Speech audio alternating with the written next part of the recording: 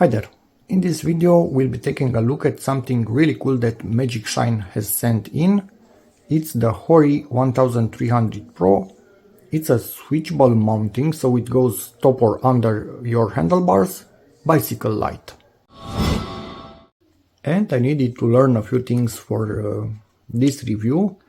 FTR light sync control, for example, never knew about it until now. Basically you can control both front and rear light at the same time. They connect one to the other wirelessly, and when you power this on, the back one powers on. When you power this off, back one powers off also. So you don't need to control individually. ANT Plus is developed by Garmin, and it's a low power wireless network that transmits data to your devices. So this can report to other devices through this. DI2, Digital Integrated Intelligence, is from Shimano, and it's basically another wireless protocol or system where you change gears wirelessly completely. There are no cables between your derailleur and, or how it's pronounced, I cannot really pronounce that word, and your shifter. This can be activated by the DI2 system and switch basically. In here 1300 lumens, that's quite a bit. 9.5 hours of runtime, beam intensity 10,500 candles, IPX6 water resistant, mounting again top bottom. In the Magic Shine app you can customize settings, easy mounting, Type-C charging, which is great. So it has a spotlight and a floodlight. It's dual light type, and in here in all modes we get the lumens output and also the runtime. So in flash mode basically we get the 9.5 hours, but let's say in worst case scenario, high beam constant with maximum, and this is a lot, 1300 lumens is a lot, you get 2 hours. But most likely in normal conditions you will be running on these ones, so 6.5 hours or 3.5 hours. And yeah, a bit of info about Magic Shine. Let's get into this box.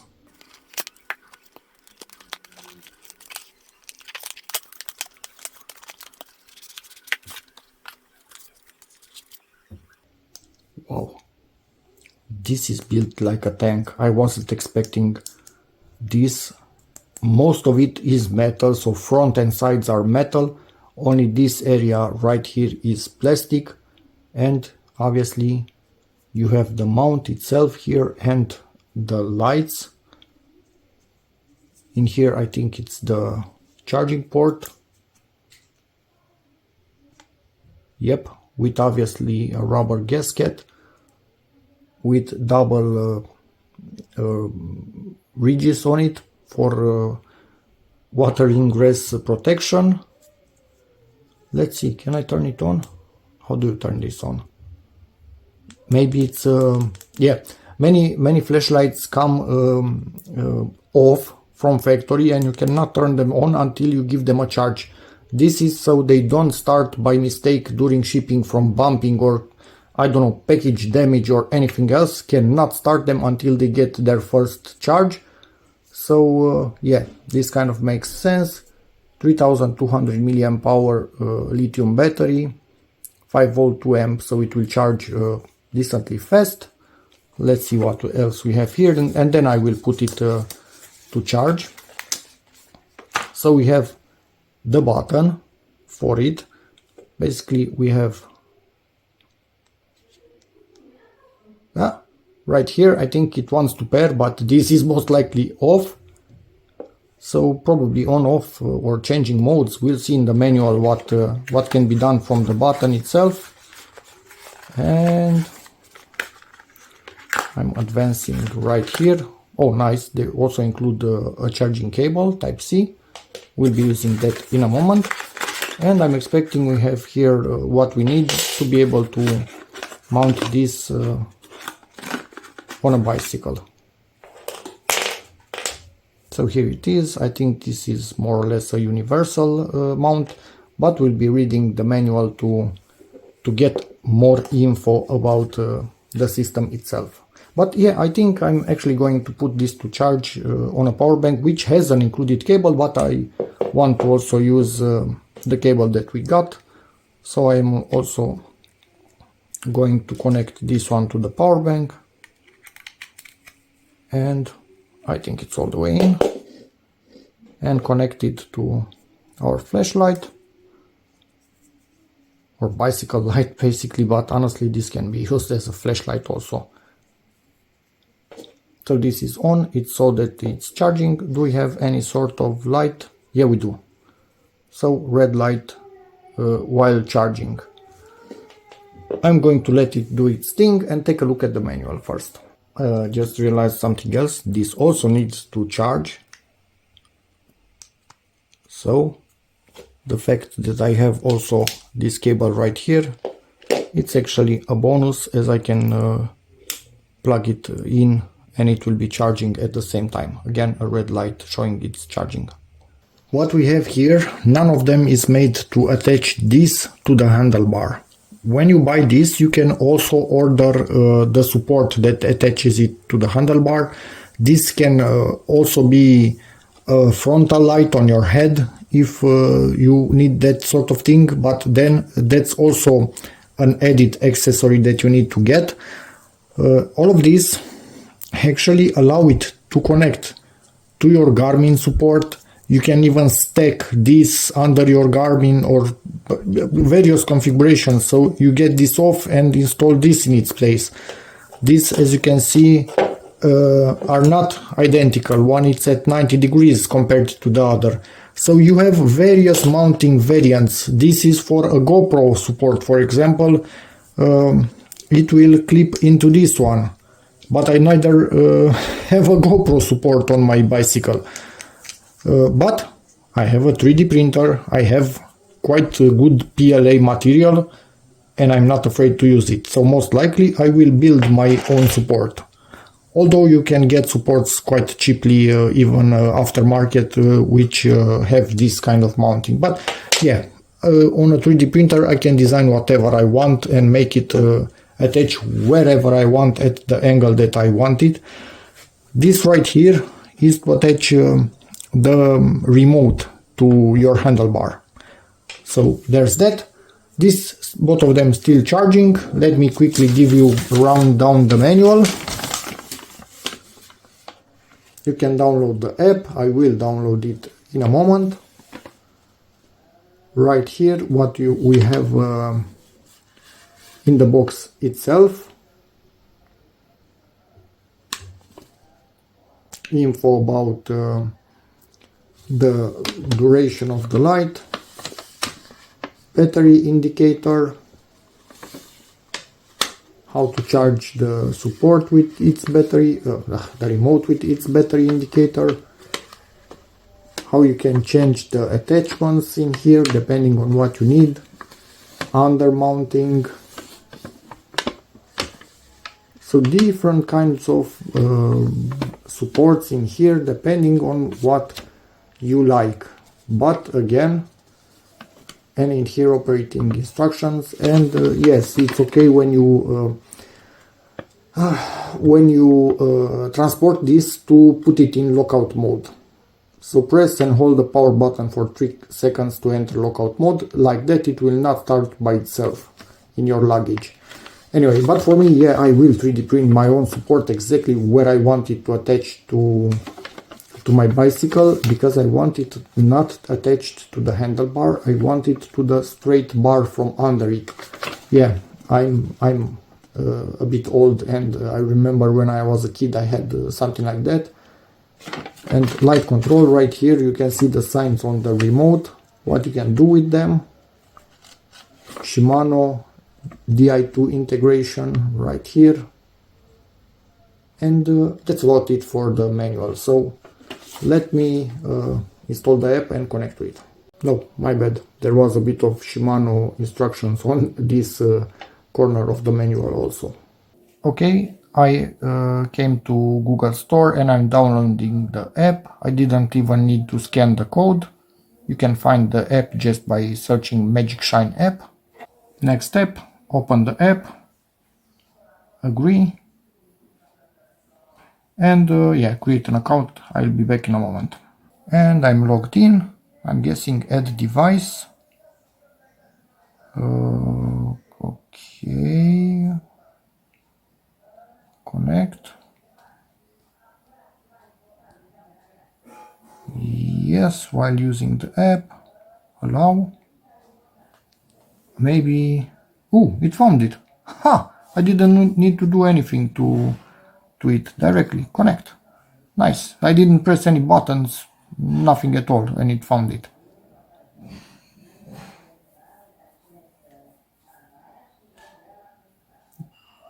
And here we have it. With a full battery, temperature, motion detection. What? Oh no, it's not working, and light sensor because it doesn't have them. Okay. Nope, totally missed something, so I'm filming this a few minutes later when I realized. So here you have the modes that you have saved, but I don't have any saved, but I can add. So you can go SOS mode, you can go simple blinking mode, you can set the power of the light.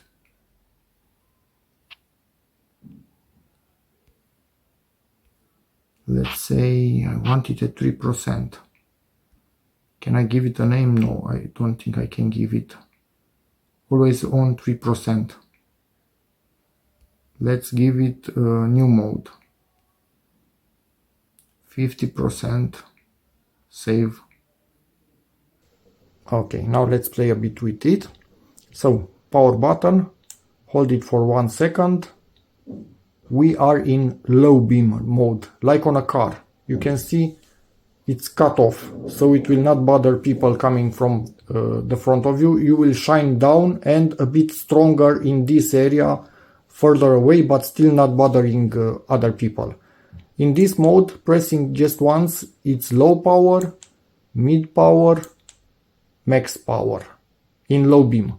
And if you want high beam, double tap the button and you also activate the second LED in there, and in here there's nothing to adjust. Whatever you press in here on the button, it will not do anything.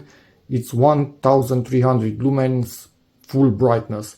If you want again low beam, double tap and you are back in low beam, and in here again you can adjust. This is the lowest setting. So yeah, this is pretty nice, and look at this light. It's not that annoying bluish white, it's a warm white, and it's even a bit yellowish, I dare to say, and this is actually good for night. I really like this type of light color, because you can see obstacles a bit better. You have a bit more vision with it than this one, which is pure white. So for high beam you start also a LED which is pure white that will throw as far as it can, but it's not as great as seeing smaller obstacles around you. So yeah, good idea about choosing the light color. Honestly, I wasn't expecting this. And yeah, turn it off again, press 1 second, and when you press again 1 second it will remember your last mode and it will basically start in that one. Ooh, but this is actually both of them on. Did I just find the trick by mistake? So this is full brightness on high beam.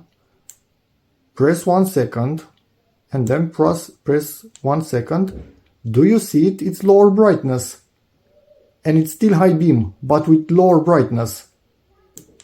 But you can only switch it upwards once. It goes to max.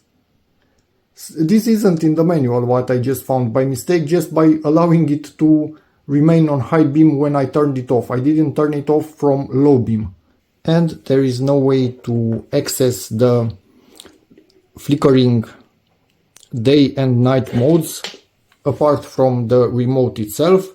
So I'm going to make sure the seal is properly closed. Always make sure your seals are properly closed, otherwise you can get water ingress. So let me see, can I turn it on?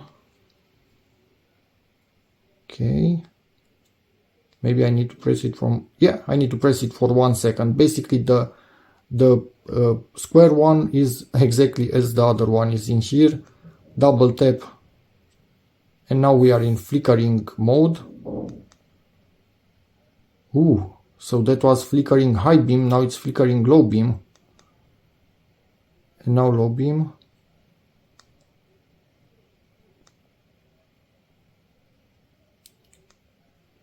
Okay, that's interesting. So here it adjusts, we are in high beam and it allows me to adjust it, which I cannot do from only this. Only from the button I can do that. Double tap, low beam. Why it's flickering? Wait, let me see. So from the round one. So from the round one I can switch the modes. You can see here. Interesting. Doesn't allow me to do any switch of level in high beam mode. But if I use the square one, do you see? So I'm in high beam mode and it allows me to give it 2 light levels. So from the remote you can control those, but I found the workaround even from this switch by turning it off when it's in a high beam mode, and it will start on high beam but low power. Okay, interesting. And if I continue to double tap this one, we are entering the night flickering mode, and I'm thinking this is day flickering mode. Again, night flickering mode. If I only press on it, again we are stopped in high beam. And if I want low beam from the round one, double tap, I'm in low beam, and then simple taps to change brightness levels. Okay, yeah, makes sense. Light, again, color shows you the charge state. Both of them are fully charged, so that's awesome. At night we will do a bit of testing. And next I just need to make my own support for it the way I want it. Yes, you can buy it from Magic Shine, you can buy it from aftermarket stores for Garmin supports, for GoPro supports, but I want to do my own. Playing around and thinking how I want my support to look like, I found myself in a pickle. Don't clip this on while you don't have anything to attach it to, because you cannot rotate it without risking to break these things, as you cannot squeeze on them as you are pushing sideways basically. So if you do this, this support is really strong, it clips in extremely well, and you will need something like this, which luckily fits perfectly in there without damaging anything, and now you can rotate and get it out. So don't do what I did, don't clip it without this being attached to something. But now I realized I want to go old school on this and have the support on the bottom of it, so I need to move this in here and this on the other side. So included actually not Allen key, it's a Torx little key. They are fully removed now.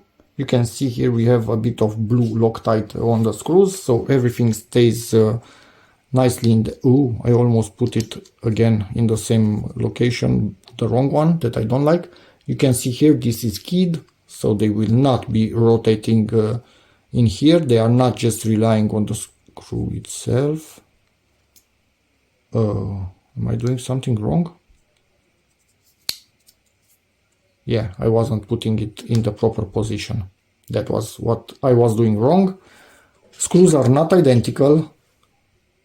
So this chunkier one is for the support itself, and the other one is basically for this or for these brackets. As you can see, they need a tapered style of screw to hide in there and not protrude and affect your locking.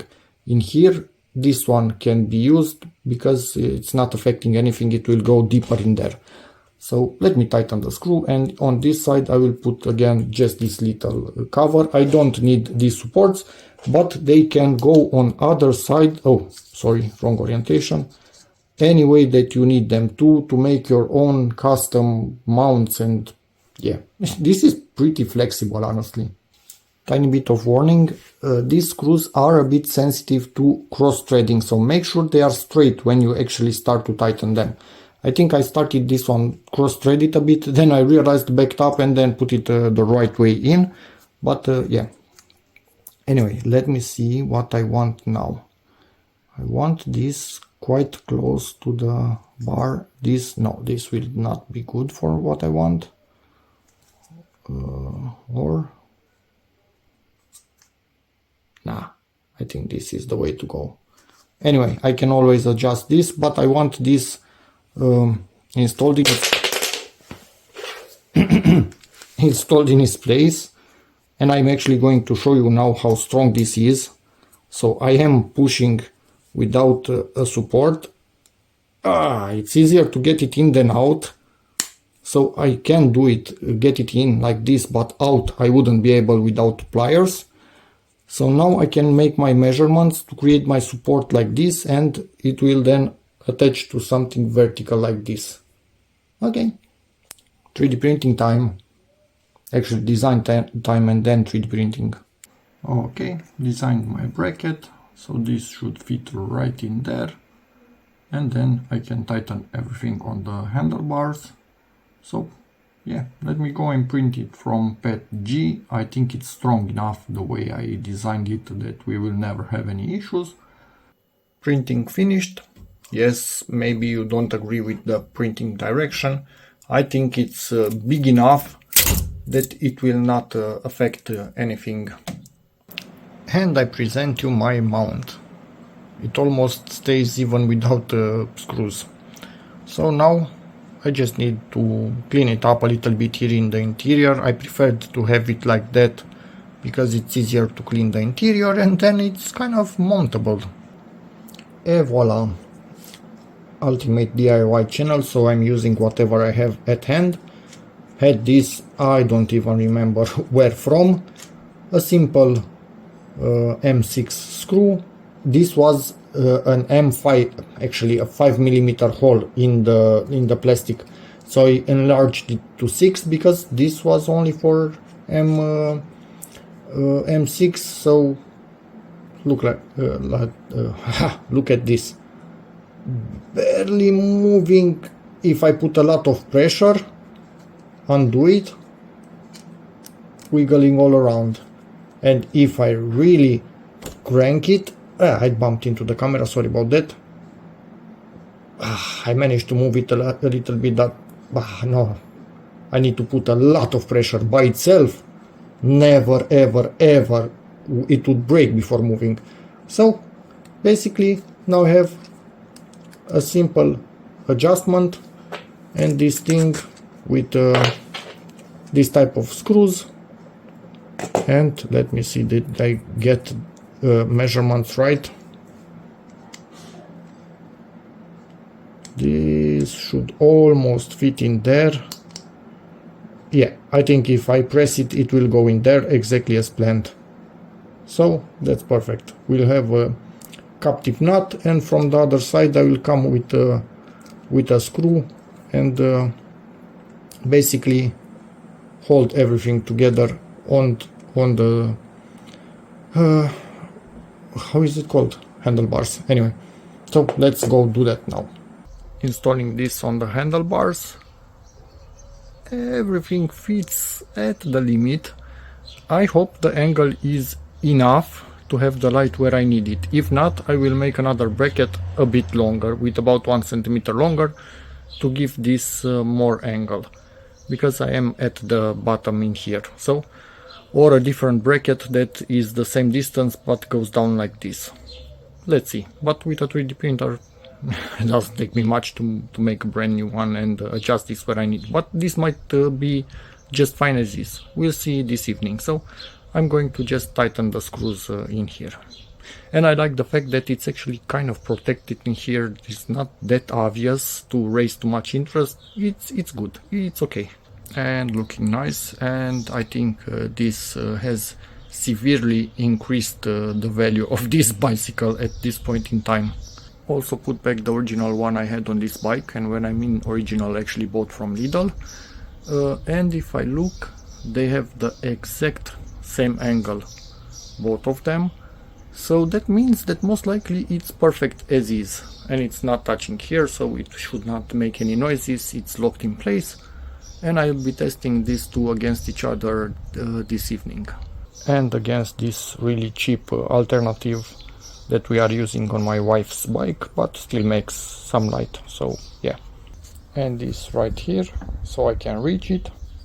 And I like the fact that this flap stays tucked in like this when you tighten it. Really nice design. So let's wait for the evening. And yes, I'm charging easily in place with a power bank. So not even the need to remove it appears at any point in time. And it's night, and let's see how it shines. First thing, the cheapo light. This is what it can do. Half decent. Let's continue with the a bit better one. Okay, this is pretty good. And now this is low beam, and this is full high beam. This is incredibly bright. So yeah, this is how a proper bike like light looks like. And this is the low setting, still bright in here. And obviously I have the adjustment. This, I would say, this is absolutely perfect even in lowest setting, honestly. In here where is middle setting of low beam, it's freaking great. And again with high beam, it's you saw it, it's extremely bright. Yep, this is freaking nice. With high beam, I even need to get it lower. I fear it's so powerful. Okay, but I think this is the perfect distance, and really wide, and really good cutoff, so you will not bother anybody with low beam like in a car. Okay, it's absolutely awesome in here. And it's the next day.